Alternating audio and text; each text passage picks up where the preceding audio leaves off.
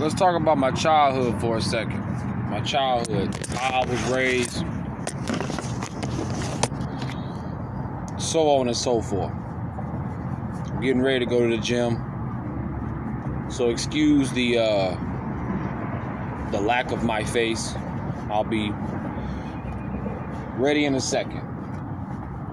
So, as I've said before, I was born here in Houston, Texas. My mom and my dad, they were married, but shortly after they got married and had me, I think I was about 4 years old, they got a divorce. My dad wanted better for himself and for what he called a family, or what a family should look like. And mother was very difficult to deal with. Very difficult to deal with. And so when they got a divorce, I went to go stay with my mom. We just moved right up the road with her and her mother, who passed away shortly after. Her brother Kenny, who was mentally ill. And soon into that, my mother met another man named David, a Mexican man, was from the community. This community was called Fifth Ward, Denver Harbor, Houston, Texas, Fifth Ward. Like I said, they primarily Mexicans when I was growing up.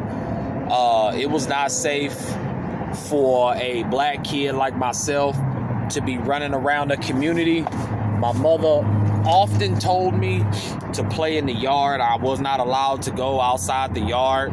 Although when I did go out, the few times I did, I met a couple people, kids and stuff like that. I met some girls and stuff. That was probably the first time I fell in love with just the Hispanic/Mexican female. I mean, that whole pickles and hot Cheetos thing and all of that, it was just, I don't know, it was just something about the way they carried themselves. I don't know, it was just something that I was attracted to as a little boy. Again, my mother was I believe a bipolar schizophrenic. She would be very, very very violent when it came to something not going her way. There were moments where I saw my mother hit my stepdad, and my stepdad not even, my stepdad not fight back. Soon after they got married, they had 2 kids who became my brother and my sister. And all of us experienced Child Protective Services. I was the first one, obviously. The reason that I was taken from my mother, I believe, was because my mother was abusive. When I mean abusive, I mean like her punishments were almost like personal. She would discipline me almost on a personal level. And if I'm not mistaken, I think the neighbors called CPS on her. And I got taken away from her. My brother and my sister, they both got placed with David's side of the family. David's side of the family did not like my mother. They saw right through my mother, and my mother had she tried a lot of underhanded tactics to not only win my brother and sister over in court, but to almost like provoke David's family into trying to give her a reason to why she would be able to get physical or whatever the case may be. And I remember one thing that my mother did was when she had visited and I was with my sister, she took my sister to their house when they were gone from work.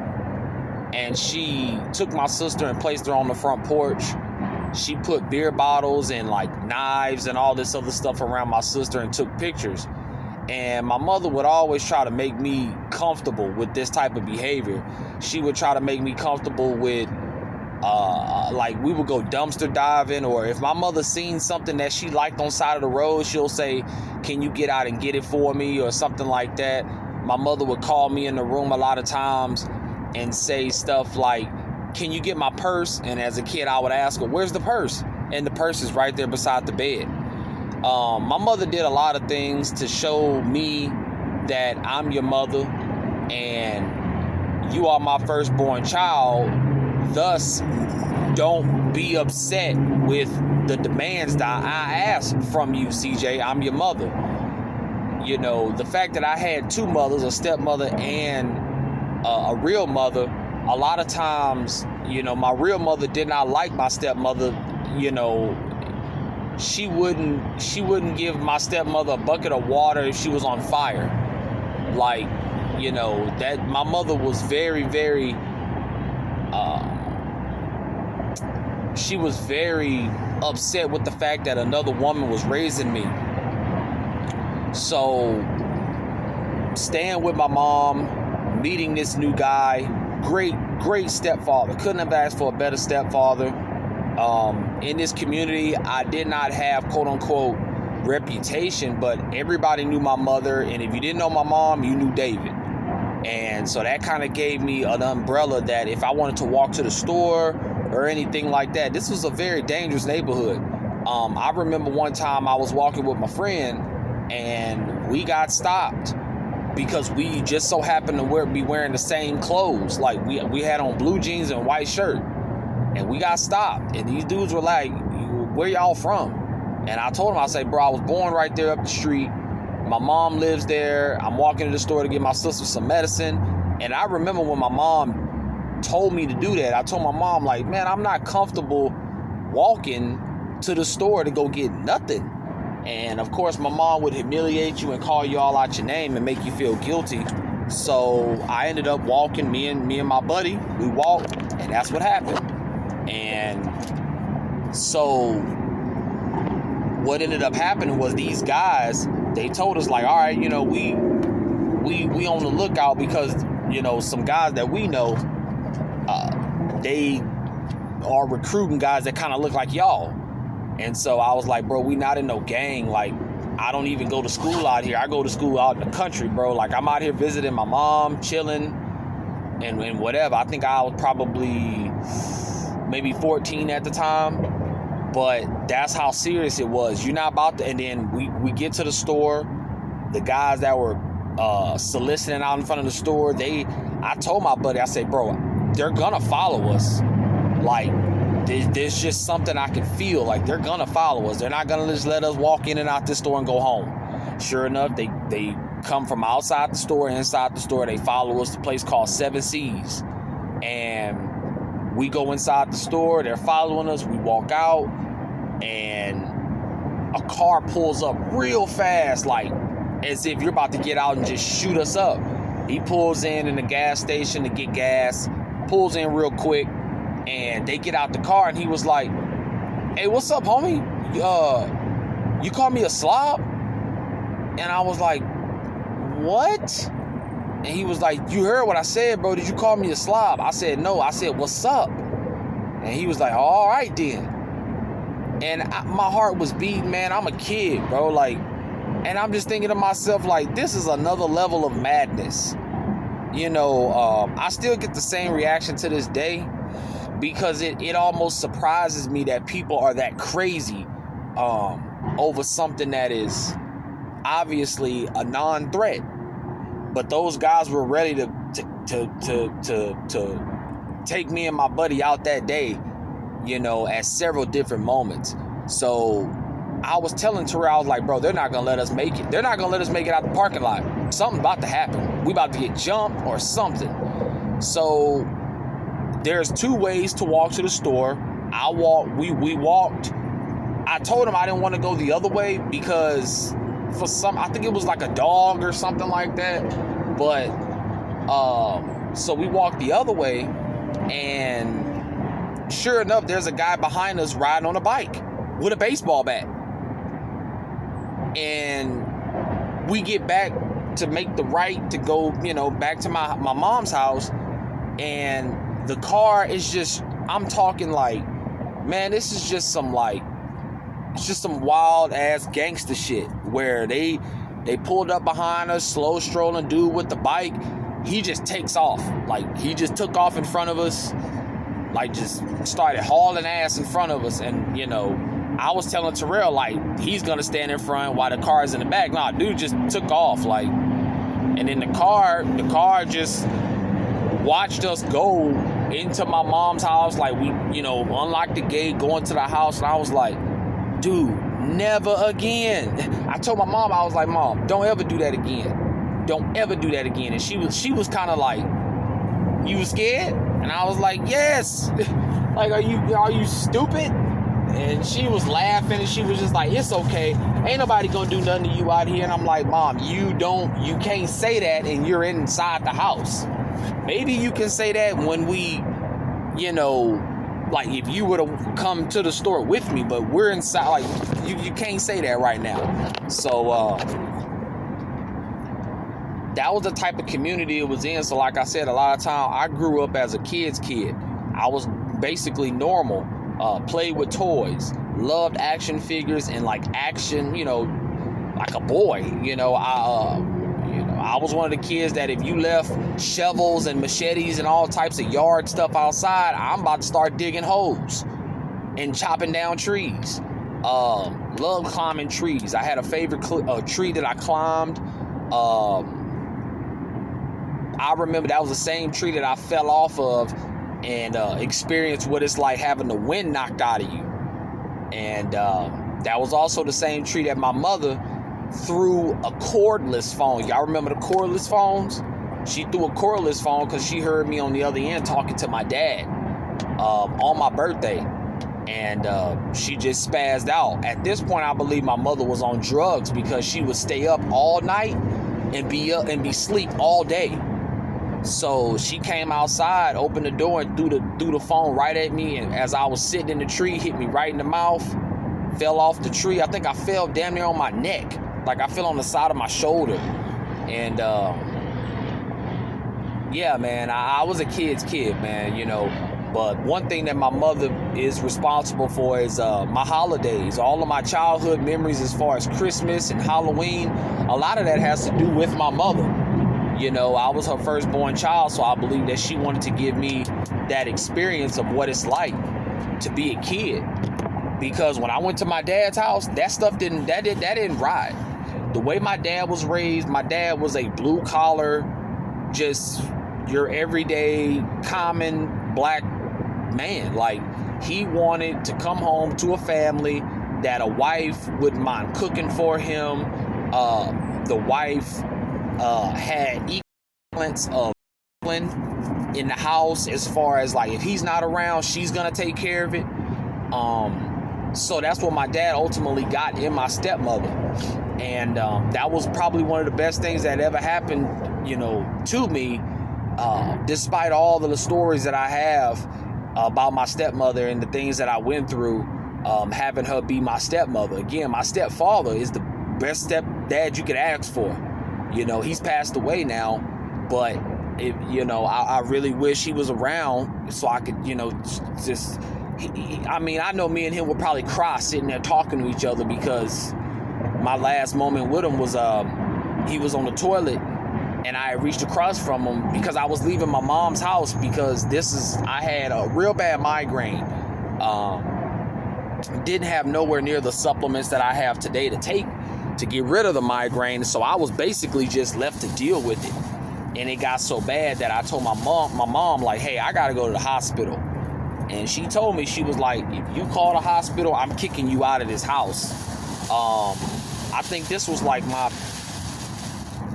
you know, I mean, this is going off into my older, you know, later years as a teen. But again, my childhood, I was a huge wrestling fan. So my mother, she didn't mind, she knew how to get to me through buying me different things. The type of wrestling fan I was a fan. Like, my stepfather took me to a wrestling show. The only wrestling show I ever went to, They bought me the action figures and the championship belts. I remember my mother bought me ECW One Night Stand on pay-per-view before cell phones. And, she did a lot of things for me just to see me happy. And, like I said, going to go live with my dad as a kid, you were more prone to be outside, doing some type of competitive child's play outside with my older brother and stuff like that. But as a child, when I got taken away from my mother, when CPS got involved, when I got taken away from her, I had to go stay with my grandmother until they figured everything out and where I was going to go. When I had to go stay with my grandmother is obviously my father's mom, and she was a Jehovah's Witness. My grandmother had explained to me before she passed, like, man, I tried a lot. She was like, but, I was able to stay with Jehovah's Witness for the last 40 years. And so that came with a lot of, the way I was governed was very, very tight.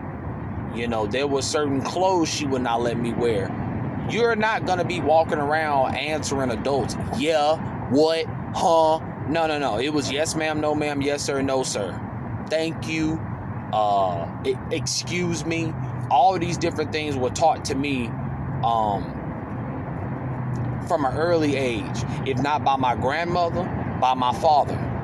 Because my mother was more like like ghetto fabulous. She wanted a lifestyle that would put you in credit debt out your ass. That, again, spending money that my stepfather made from going to work. My mother, I don't think, ever had a job.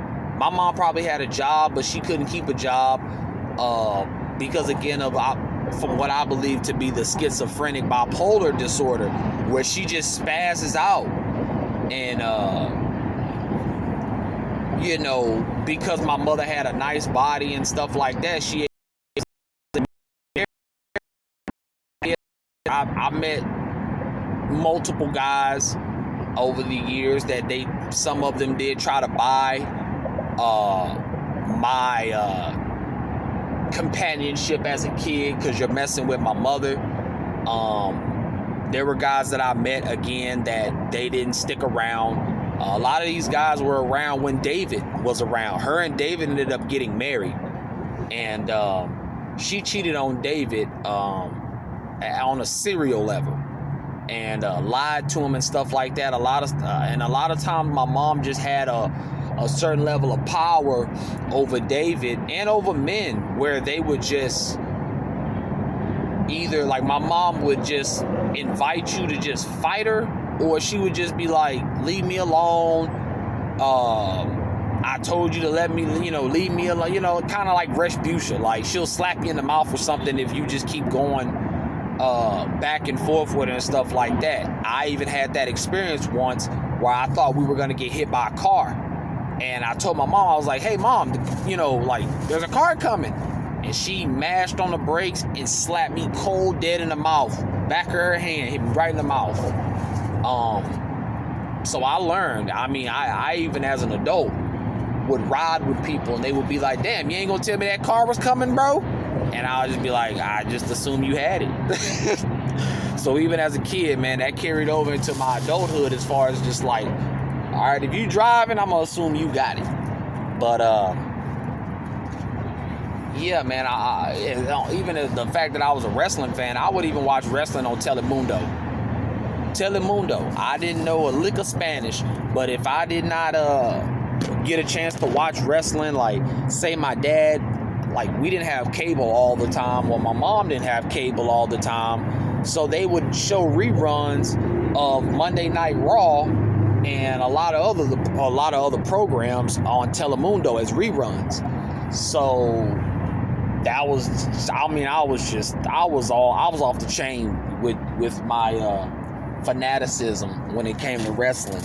I soon grew out of it later. I would say kind of like mid mid-teenage years, for obvious reasons. I just got tired of predicting what's gonna happen. Then it happens. I'm like, come on, guys. So I really just stuck to playing the video game, kind of making it in my image. When I was a kid, as far as school, I was early on great kid. Anything that had to do with writing, reading, and I was an overachiever. I was the kid that was writing front and back, and didn't have no period. And the teacher would be like, seems like you got a lot going on in your head. And I like the way you put it in paper, but you got to learn punctuation. So, once I got into the 5th grade and multiplication and division and social studies and all of these things came into play, is when everything started to drop dramatically. I became a kid that went to summer school every single year, for the exception of one, which was, I think, like a fluke in the system. When it came to taking tax tests, I was horrible. When it came to doing anything that had to do with, if it wasn't reading, writing, like reading comprehension and stuff like that, I was getting ready to fail miserably. And it started to create a narrative. So now I'm the kid that's known for being in CPS, being picked up every other Friday by my mom. The whole time with my grandmother was, it was governed by not only her, but my uncle, which is her son. He's the baby. He's more of a street guy. They live right by each other because my uncle had a house built. I guess it was just like a storage house. He had the money to buy this little, but have this little house built. And my grandmother, having difficulties with her religion kept her from a lot of family being willing to help her. And, my uncle was really the only one there for her. So he allowed her to stay in this house. And that's why, again, when I went to go live with her, this was in Crosby, Texas. When I went to go live with her, there was no, I was always kind of watched, by very mature adults. I had to learn how to do things like cut the grass, weed eat. Me and my grandmother, rest in peace, she is a huge, she plays a huge part in the nature aspect of my character, meaning animals, nature, not afraid to really get dirty and stuff like that. She's responsible for that because she would always, talk about the Bible and things like that. And she loved animals. Her favorite animal was zebras. She loved zebras. And then y'all already know these Watchtower magazines, they got all of these pictures and stuff like that she would really get caught up in these fantasies and stuff of, and like we would go to a park or a pond, and she would love to feed the ducks and the birds. And so she would always remind me like of the beauty of nature. And so I remember as a kid, one time I had bought a box of snakes, little grass snakes. I had a whole box of grass snakes in a shoebox, and I was like, "Hey, great granny, these are my pet snakes."